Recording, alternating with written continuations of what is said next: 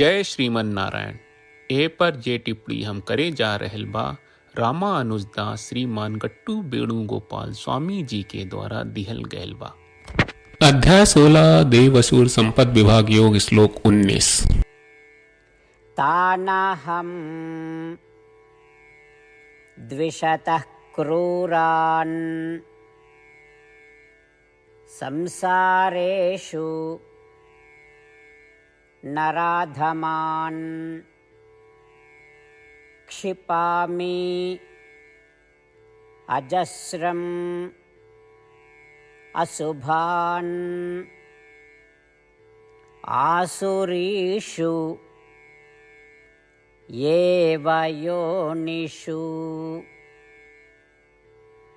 ओम।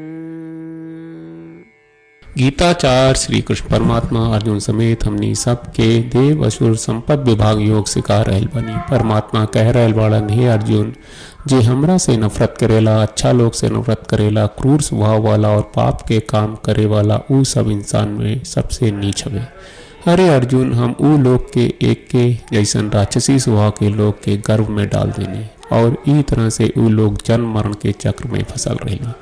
ई कह के श्री कृष्ण परमात्मा सीधे ऊ लोग के कड़ा सजा के घोषणा कर रहल बाड़ी जेकरा प्रति नफरत बा और ऊ आसुरी प्रगत के लोग के पृथ्वी आपन नापसंदी जतावले बाड़न। ऐसे ई डर से कि श्री कृष्ण परमात्मा के घृणा के संपर्क में अहिला के मतलब ई हुई कि हमनी के जीवन हमेशा खातिर पूरा तरह से नाश हो जाए। हमनी के आपन भीतर से ऊ आसुरी गुणन के दूर राखी जौन परमात्मा के नापसंद करे वाला बा और ऊ दिव्य गुणन के अपनाई जा। श्रीमन नारायण के प्राप्त और खाली श्रीमन नारायण के समर्पण के आपन जीवन के उद्देश्य बना के आई श्री कृष्ण परमात्मा के वचन के श्लोक के रूप में दोहरावे के कोशिश करी जा। तानहं द्विषतः क्रूरान् संसारेषु नराधमान् क्षिपामि अजस्रमशुभान् आसुरीष्वेव योनिषु। श्रीमद् भगवत गीता का पूरा सार श्री कृष्ण परमात्मा ने अध्याय 18वें के श्लोक 65 से 70 में 8 काम करे खातिर देले बाड़े। श्री कृष्ण कहले, हम ओ लोगन से प्रेम करनी जो लोग इन 8 बातन के मान तारे। हम ओ भक्तन के हर तरह से रक्षा करब। श्री कृष्ण परमात्मा के द्वारा बोलल गईल संपूर्ण भगवत गीता सुनला के बाद अर्जुन कहले, करिष्ये वचनम त्वा, जेके मतलब बा, कृष्ण मैं उही करब जौन आप कही। यही कारण बा श्री कृष्ण अर्जुन के हर तरह के सफलता आ विजय प्रदान करेले। आई परमात्मा के आपन व्रत देई कि हमनी के ये 8 गौ कर्म के पालन करी जा। ई वचन परमात्मा के देवे से बड़न कौनो पूजा तपस्या यज्ञ नहीं। हम 8 प्रण कहब जौन हमनी के करे के चाहिए। आप सब कृपया इन्हन के आपन दिमाग और दिल में सोची। श्री कृष्ण के आपन वचन देवे के ई तरीका में हमनी सबकी कल्पना करे के चाहिए कि श्री कृष्ण का चेहरा खुशी से चमकत बा और खुशी के एहसास करत बा। जय श्रीमन नारायण।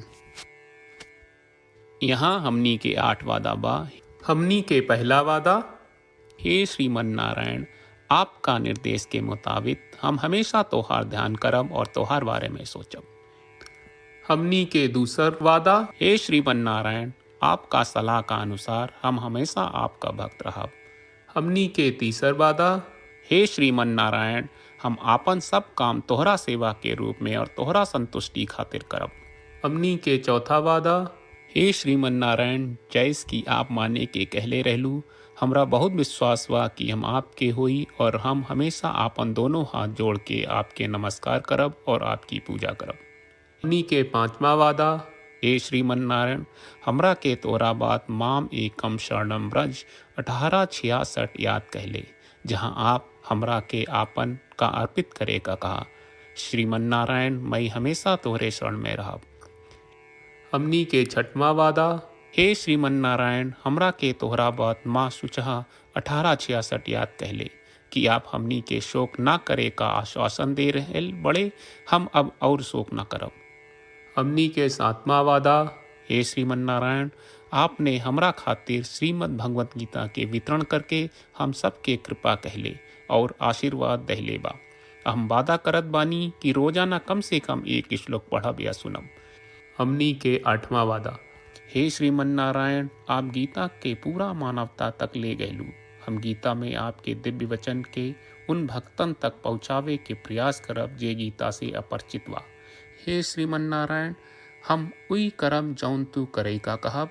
हम ऐसन व्यवहार करब जैसन आप चाहत बानी और हम खाली आपका खातिर काम करब। श्रीमन नारायण के रोज आपन वचन देहल कि हम ओइस करब जैस आप कहत बानी, ई अपने आप में बड़न पूजा बा। श्रीमन नारायण, करशे वचनम त्वा। श्रीमन नारायण, हम तोरे निर्देश के मुताबिक काम करब। सर्वम श्री कृष्ण अर्पणम अस्तु। जय श्रीमन नारायण। तानाहं द्विषतः क्रूरान् संसारेषु नराधमान् क्षिपामि अजस्रम् अशुभान् आसुरीषु एव योनिषु। ॐ तानहं द्विषतः क्रूरान् संसारेषु नराधमान् क्षिपामि अजस्रमशुभान् आसुरीष्वेव योनिषु।